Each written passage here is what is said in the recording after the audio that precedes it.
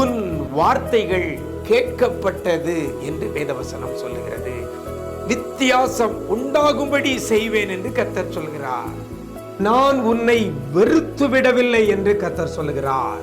இன்றைக்கு கர்த்தர் நமக்கு தருகிற ஒரு வார்த்தை வார்த்தை வார்த்தை உங்கள் இருதயம் சந்தோஷப்படும் சந்தோஷப்படும் சந்தோஷப்படும்.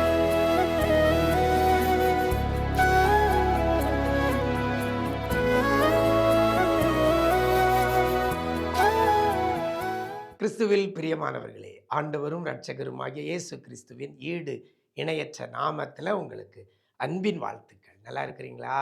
எல்லாரும் ஆண்டவர் கிருபையில் நலமுடன் இருப்பீர்கள் என்று கர்த்தருக்குள் நம்புகிறேன். ஒவ்வொரு நாளும் இந்த விசேஷித்த வார்த்தை நிகழ்ச்சி மூலமாக வேதத்திலிருந்து ஒரு வசனத்தை உங்கள் முன்னால் வைக்கிறது நினைத்து மனதார ஆண்டவரை துதிக்கிறேன். அநேகருக்கு பிரயோஜனமாக இருக்கிறதை நினைத்து ஆண்டவருக்கு நான் நன்றி சொல்லுகிறேன். இந்த நாளிலையும் யோவான் சுவிசேஷம் 16ஆம் அதிகாரம் 22ஆம் வசனத்தில் சொல்லப்பட்டிருக்கிறது,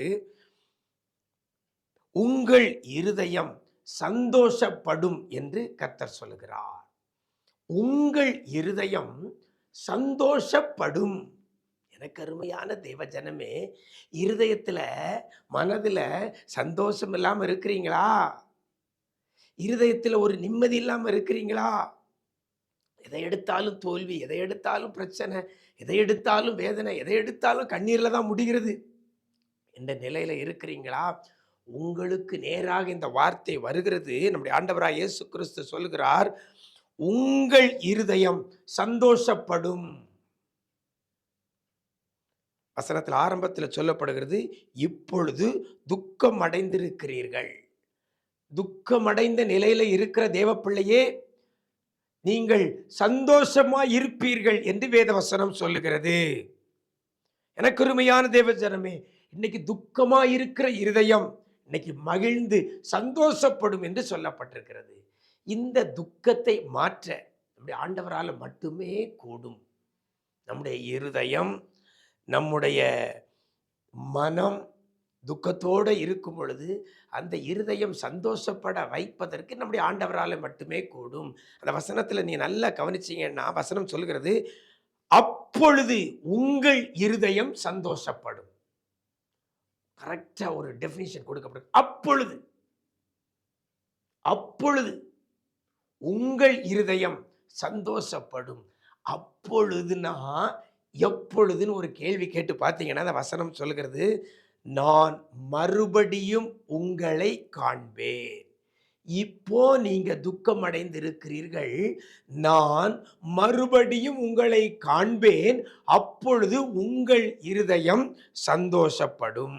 எனக்கு அருமையான தேவஜனமே, எப்பொழுது கர்த்தர் உங்களை என்னையும் மறுபடியும் காண்கிறாரோ அப்பொழுது நம்முடைய இருதயம் சந்தோஷப்படும்.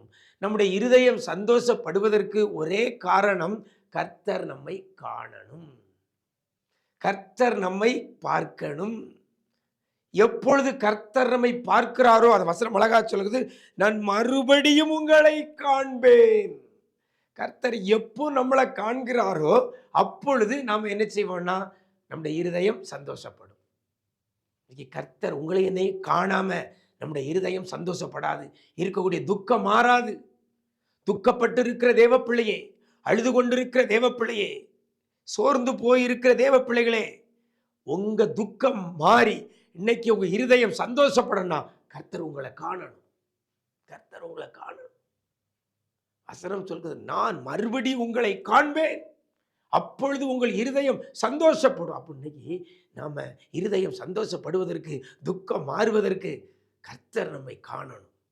கர்த்தர் நம்மை காணணும். அவர் காண்கிற தேவன். அப்போ கர்த்தர் நம்மை காண்கிற இடத்துல நாம இருக்கணும். நாம இருக்கணும். கர்த்தரை விட்டு தூரமா இருக்கிறீங்களா? கர்த்தரின் பார்வை படுகிற இடத்துக்குள்ள நம்ம இருக்கணும். கர்த்தருடைய எல்லைக்குள்ள நம்ம இருந்தால் கர்த்தர் நம்மை காண்பார். வசனம் அழகா சொல்கிறது, நான் மறுபடியும் உங்களை காண்பேன். நீங்கள் என்னை காண்பீர்கள்னு சொல்லலை, நான் மறுபடியும் உங்களை காண. கர்த்தர் தான் நம்மளை காண போகிறார்.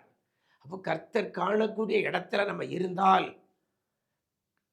நம்முடைய இருதயம் சந்தோஷப்படும்.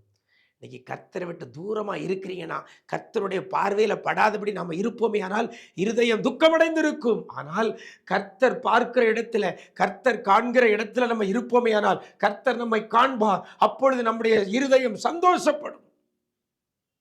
நிறைய பேர் சொல்லுவீங்க, கர்த்தரை விட்டு தூரம் போனதுனால இழந்தது கொஞ்சமல்ல, கொஞ்சமல்ல, நிறைய இழப்பு எழுந்துட்டேன்னு நிறைய பேர் சொல்லுவீங்க.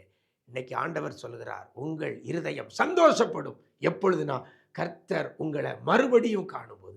கர்த்தர் காண்கிற இடத்துல இருங்க. கர்த்தர் காண்பதற்கு ஏற்ற வகையில் அவருக்கு அருகில் இருங்க. கர்த்தர் உங்களை ஸ்திரப்படுத்துவார், திடப்படுத்துவார். உங்கள் இருதயம் சந்தோஷப்படும். அப்படிப்பட்ட கிருபையை கர்த்தர் தருவாராக. நாம் ஜெபிக்கலாமா? நேசிக்கிற நல்ல பிதாவே, ஆசீர்வதிக்கப்பட்ட இந்த நல்ல நாளிலே கூட உங்கள் இருதயம் சந்தோஷப்படும் என்ற வார்த்தையின்படி ஆண்டவரே, துக்கம் அடைந்திருக்கிற பிள்ளைகளுடைய இருதயங்களை, கவலை கண்ணீரோடு இருக்கிற பிள்ளைகளுடைய இருதயங்களை சந்தோஷப்படுத்தும்படி என் ஆண்டவர் ஏதாவது செய்ய போறதற்காக நன்றி செலுத்துகிறோம். நான் மறுபடியும் உங்களை காண்பேன், அப்பொழுது உங்கள் இருதயம் சந்தோஷப்படும் என்ற வார்த்தையின்படி எங்களை காண்கிற இடத்துல, நீர் எங்களை காண்கிற இடத்துக்குள்ள நாங்கள் இருந்து, ஆண்டவரே நீர் எங்களை காண்கிற தேவனாய் இருக்கிறீங்கப்பா.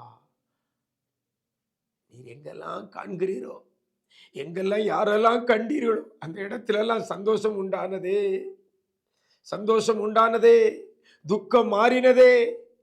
இன்னைக்கு கூட துக்கத்தோடு இருக்கிற பிள்ளைகளை என் தேவனாய கர்த்தர் காணும்படியாய் இப்படி சமூகத்தில் கெஞ்சுக்கிறோம். பிள்ளைகளை பாருங்கப்பா, பிள்ளைகளை பாருங்க, மறுபடியும் பார்த்து பிள்ளைகள் துக்கம் சந்தோஷமாய் மாற என் ஆண்டவர் கிருபை செய்வீராக. கண்ணீரோடு இருக்கிற பிள்ளைகளுக்கு எல்லாம் இன்னைக்கு ஒரு அற்புதத்தை என் ஆண்டவர் செய்ய போறதற்காக நன்றி. நாள் முழுவதும் உடைய பிரசன்னத்தில் மூடிக்கொள்ளுங்க. எங்க போனாலும் வந்தாலும் உடைய கிருபை பிள்ளைகளை தாங்கட்டும், வழி நடத்தட்டும். ரத்த கோட்டைகளை மறைத்துக் கொள்ளுங்க. மீட்பர் இயேசுவின் மூலம் ஜெபிக்கிறோம் நல்ல பிதாவே, ஆமென், ஆமென். பிரியமானவர்களே, கர்த்தர் மறுபடியும் உன்னை காண்பேன்னு சொல்லி இருக்கிறார், உங்களை பார்ப்பேன்னு சொல்லி இருக்கிறாரு. அப்போ உங்க துக்கம் சந்தோஷமாய் மாறும். கர்த்தர் காணக்கூடிய இடத்துல இருங்க, உங்கள் இருதயம் சந்தோஷப்படும். God bless you.